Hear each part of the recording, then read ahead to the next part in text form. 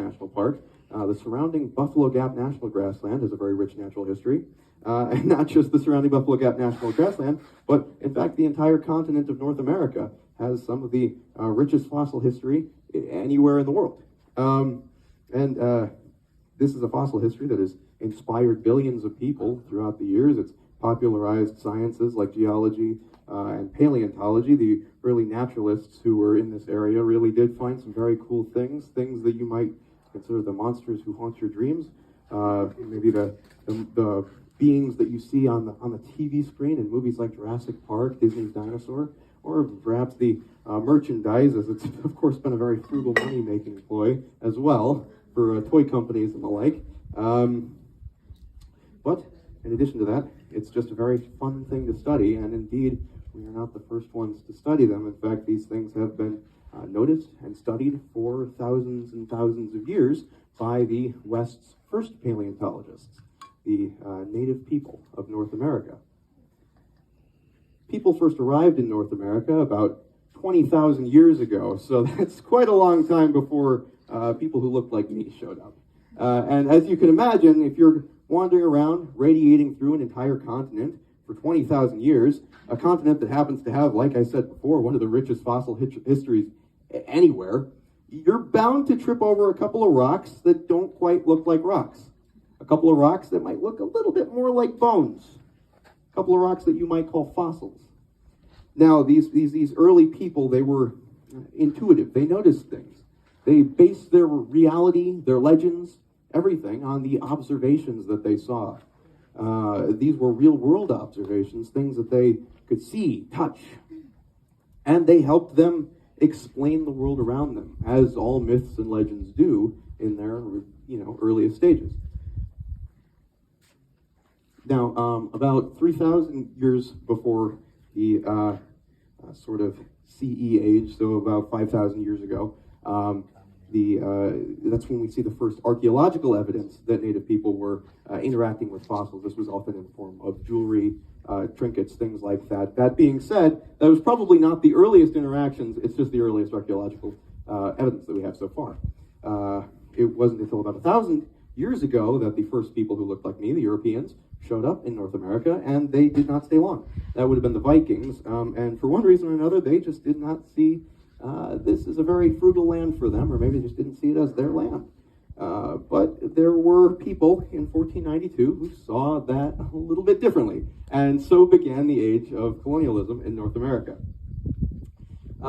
Later on, as the Europeans start to explore North America a lot more, they start to notice some things that have been noticed by the native people for a long, long time. These things were fossils.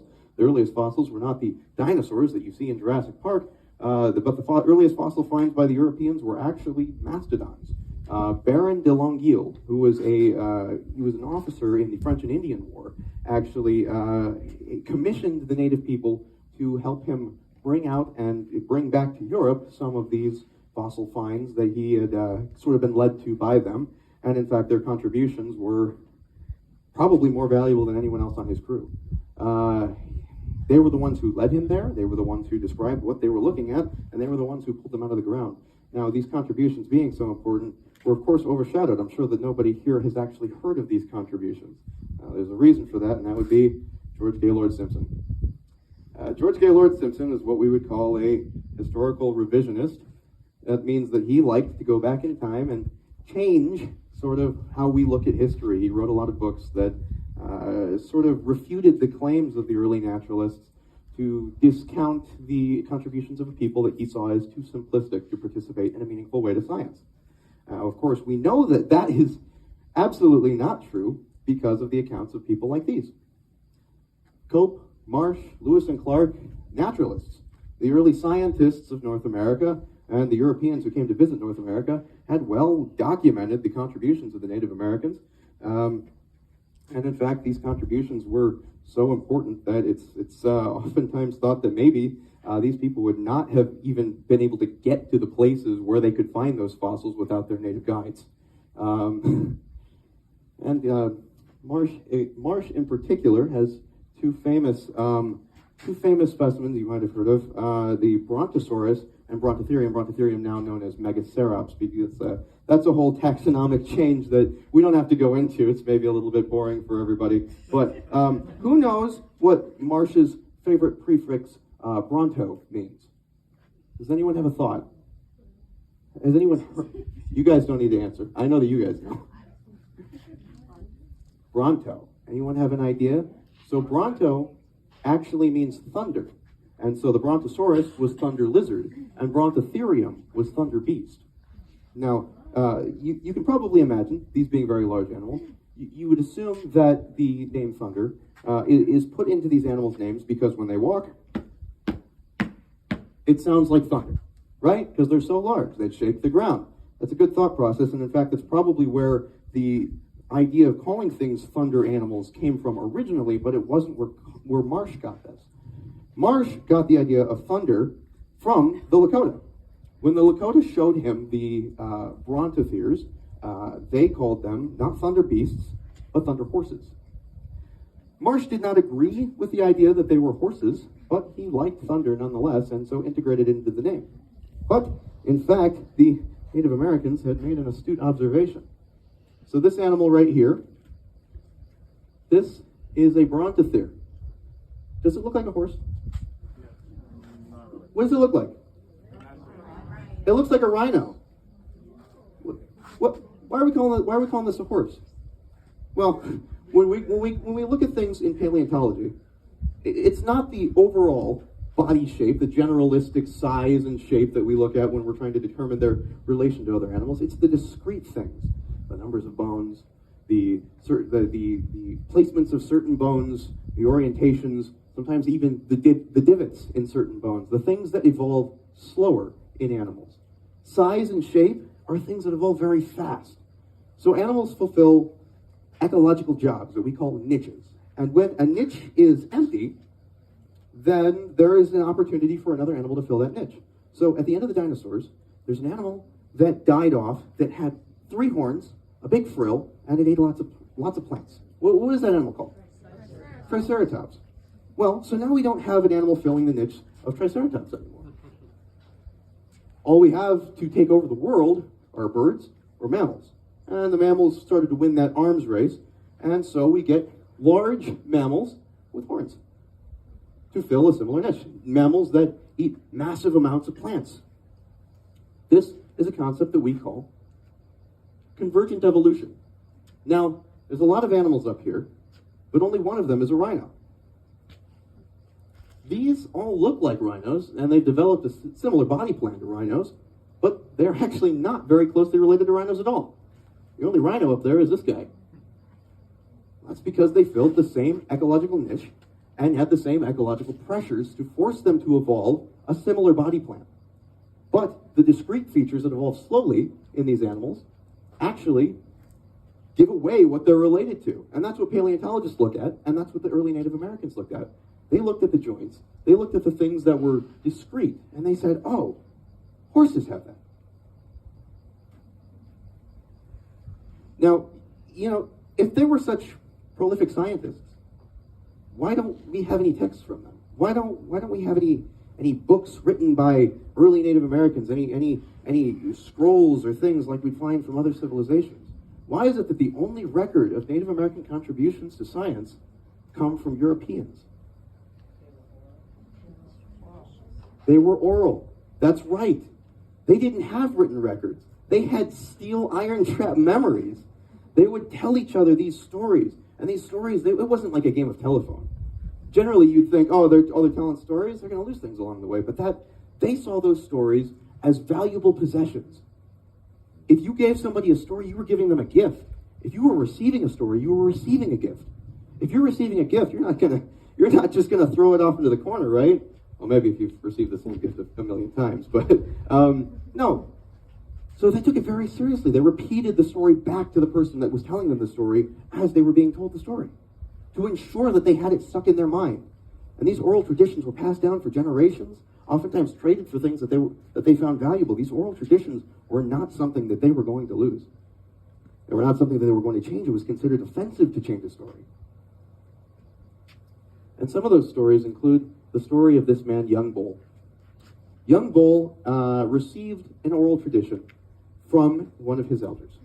Young Bull is what we call a bone medicine man. He had access to a very important fossil bone to his people in his band of the Pawnee. And this bone has an interesting story behind it. The legend that Young Bull was told was that a young man was hiking along the Republican River when he grew very tired and decided to sleep upon one of the mounds or buttes. And so he went to sleep, and in his sleep he had a very influential dream. And in this dream, a giant came to him. And that giant said, "Fee, fi, fo, fum." Hey, what's up, dude? I noticed you fell asleep on that mound there. That's actually a really special mound. I don't mean to brag, but we giants actually came before you. We were actually a little bit cooler than you guys, you little humans. Well, if you go behind that mound there, you're actually going to find one of my bones, my femur. And if you take that femur, it's actually got healing properties. Now, your bones don't do that. Ours do. Not to brag. Sorry.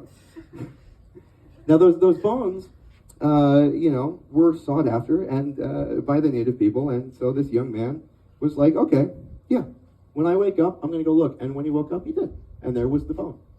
He brought this bone back, and it became a medicine bone. They carved stories into the surface of this bone and used the dust from those carvings as medicine. But this bone obviously wasn't actually from a giant. Right? Giants don't exist, but there were giants of a kind. We had big elephants here, right? At the time, right? Mammoths, mastodons, well, it was a mammoth bone. But nobody here had ever seen a mammoth. They'd been extinct for thousands of years. What are they going to come up with? Well, as it turns out, there's a reason that they would have thought that was a giant human's leg. And that's because mammoths, or elephants, and people have one very, very similar thing about them, and that's the way that our hind legs actually move. If you look at most animals, they walk on their toes. Digitigrade is what they call that. They've got if you look at your dog, it's got a long, two bends, right? But mammoths and elephants, like us, we've only got one bend in our leg. Not actually very efficient for walking bipedally, but, and so because of that, we actually have a very similar knee joint. And that was something that they recognized. They were able to look at those anatomical similarities and say, okay, well, this is what this must be. Another story that I really, really like, if I'm allowed to say it, maybe my favorite story is the story of the Wikinian and the Unktehi. You may have heard of thunderbirds. Wikinian are very similar to thunderbirds, though thunderbirds actually come from the southwest. The Wikinian are a large flying god of a sort that comes along with thunderstorms or brings the thunderstorms, depending on who you ask. And the Wikinian is described as a being with four jointed wings, a large toothed beak with no head, large talons with no feet, and lightning that shoots out of eyes that are not there. Well, the closest thing that we can figure that could have been inspired by is definitely pterosaurs. Oftentimes you find fossils missing parts, and that might explain some of that, but also the Wikinian is described as being such a horrible, horrible creature that only parts of it can come to you in dreams, and in fact, sometimes you only find parts of these skeletons in the field. The Unktehi is a large serpent with no legs, but with teeth, and large toothy jaws, sometimes portrayed with horns, sometimes not. But, I mean, when I think of a long serpent with no legs and just feet, I think of mosasaurs. Many of you might have seen the Jurassic World films. They've got the mosasaurs, the big giant monster that's eating the shark. Way too big, for the record. They have that animal larger than a blue whale for some reason. It actually bothers me to no end. But the Wikinian and the Unktehi were mortal enemies, destined to battle until one of them finally fell. And there was a final battle. One day, the Unktehi decided that they didn't like the humans. The humans were annoying little lice-like creatures that scurried around the land and caused chaos, and he found them annoying. Unktehi didn't like humans. The Wikinian, however, valued the humans. The Wikinian was a protector of the humans, and the Wikinian did not like that the Unktehi wanted to destroy the humans. Well, the Unktehi didn't care. And so the Unktehi, they blew up and flooded all the rivers to try to drown the humans. And of course, this sprung the Wikinian into action. And the Wikinian fought and clawed and bit at the Unktehi. But the Unktehi were winning. The Unktehi had bigger jaws and bigger teeth. The mistake that the Wikinian had made was that they were trying to fight the Onctahi on their own turf. But they realized this before they lost, of course. All the Wikinian flew up into the sky. And as one, they shot lightning down at the Onctahi. Bam, bam, bam! And the Onctahi were turned to nothing but bones made of stone. Oops. Went too far. Well, we find serpents with no legs but feet and made of bone that is made of stone. We have that fossil evidence. They were basing their reality on reality, which is really intuitive. I tell you what, if I lived a long time ago, I didn't have my scientific explanations for things. I probably would have just made something up. I didn't. They had to look at the evidence that was available to them, and that's what they based their stories on. I think that that's fantastic. They were very intuitive, very inquisitive. And then we come to our last story. A young man. He was in charge of the horses, and these horses got out as a storm was rolling in. They ran off into the Badlands, not exactly the ideal place to run after your horses. And this young man, of course, he was in charge of the horses. He had lost the horses. He had to go find the horses. So he runs into the Badlands. But the Badlands is not a great place to be in when there's a big torrential downpour. And so he realized very quickly that he had to find a safe place to get to, but he couldn't possibly get out of the Badlands. And so he climbed up a ridge sort of like this. He climbed up there so that the flowing water would not sweep him away. He was terrified. I mean, could you imagine? It was nighttime. The only time he could see anything was when a flash of lightning went by. It's not ideal. He was terrified, of course, and that's when he heard a voice, a calming voice, the voice of the Wikinian. The Wikinian said, "Hey, man, I got you. You're good. I'm the dude who controls the thunderstorms. I'm not going to let you die." And so he was calm. He was calm for a moment until he looked down and suddenly felt a writhing beneath him. It was the spine of an Onctahi. But the Wikinian said, no. He's dead. Don't worry. I got him a long time ago. You're good. That guy's no danger to you anymore. So the young man had no choice. He had to stay there and wait out the storm. And by morning, he was alive. He had managed to stay safe. And he climbs down and he goes home. He says, "Heck with the horses. I don't even care about them anymore. I almost died tonight." And he runs home. He tells his friends. Of course, they don't believe him. "You saw the Onctahi? You saw Wikinian? Nonsense." Well, he brings them back and he cannot find the ridge with the bones anymore. And there's a very good reason for that, actually. Bones, fossil bones, especially when there's a lot of weather, can actually erode very quickly away. That's why, if you're out in the Badlands and you find a fossil bone, especially a fossil of vertebrate, which is an animal with a backbone, make sure that you call the Badlands rangers and tell them, "Hey, I found a bone. I found a fossil bone. Can you come get it?" And then they'll give you a patch, and it's a whole thing. You get your name associated with the label. It's really fun. Well, I want to thank everybody for coming to there's your Onctahi and Wikinian battle there. I want to thank everybody for coming out here to watch my ranger program. This was my first one, actually, and so I hope that you all enjoyed it. I will be giving one again in a couple of weeks. Remember, the next time that you find a fossil, or the next time that you go to a museum, to think to yourself about all the people that you owe the fact that you can enjoy that to. Think about not just people like Charles Darwin, Cope and Marsh. Think about the millions of people who lived here for tens of thousands of years, who made all of that possible to start. And think about the legends that they told. Think about how important their culture was to them. Think and respect, and remember just how inquisitive they were, intuitive they were, and just how powerful their powers of observation were. The first paleontologists of the West.